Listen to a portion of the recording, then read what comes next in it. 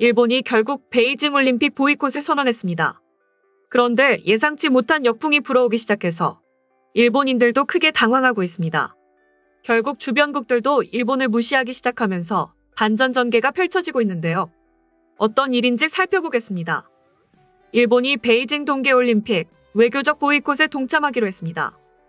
일본 정부 대변인인 마스노 히로카즈 관방장관은 24일 총리관저에서 열린 기자회견에서 내년 2월에 개막하는 베이징 동계올림픽 패럴림픽에 정부 대표단 파견을 예정하고 있지 않다고 밝혔습니다.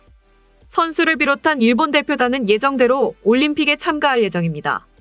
마스노 관방장관은 국제사회의 불변적 가치인 자유와 기본적 인권의 존중, 법의 지배가 중국에서도 보장되는 것이 중요하다고 생각하고 있다고 말했습니다. 이어 베이징 올림픽에 관한 일본 정부의 대응은 이런 점도 종합적으로 고려해 스스로 판단한 것이라고 말했습니다.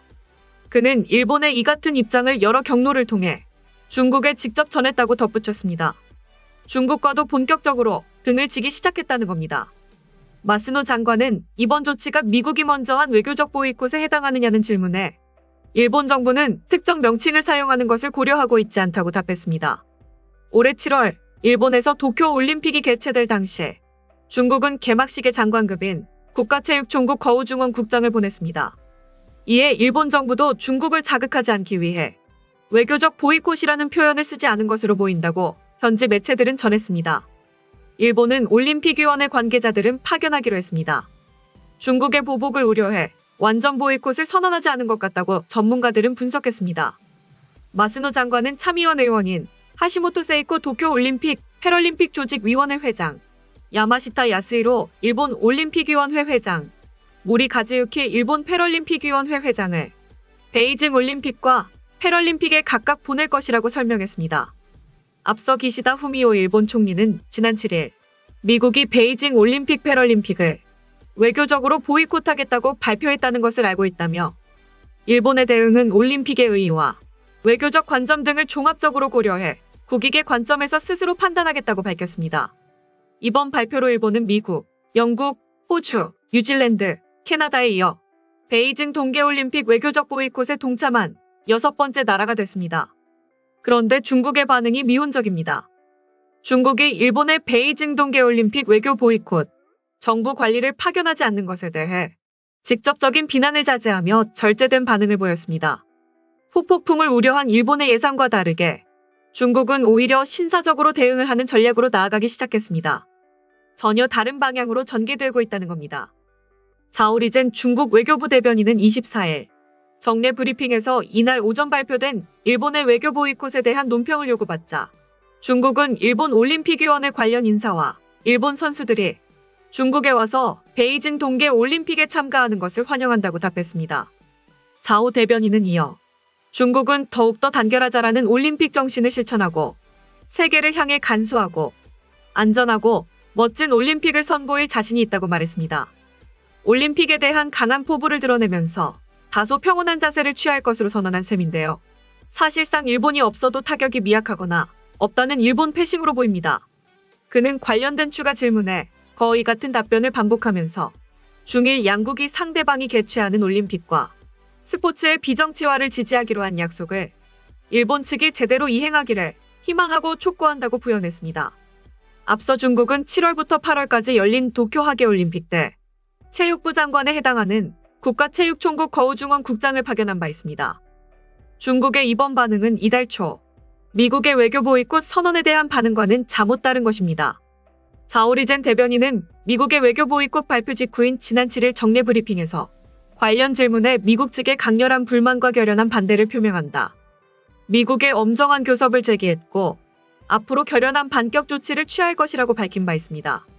일본의 외교 보이콧에 대한 중국의 절제된 대응은 우선 중일 관계를 의식한 것일 수 있어 보입니다.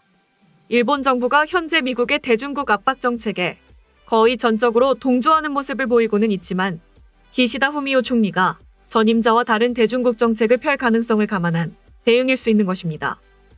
또 미국발 보이콧의 동조세가 생각만큼 강력하지 않다는 관측이 나오는 상황에서 자신감 또는 여유를 보이는 동시에 보이콧이 이슈화하는 것 자체를 피하려는 전략에 따른 대응일 가능성도 없지 않아 보입니다. 자신 있게 선언한 보이콧이 아니라 눈치 보기에 불과하다는 겁니다.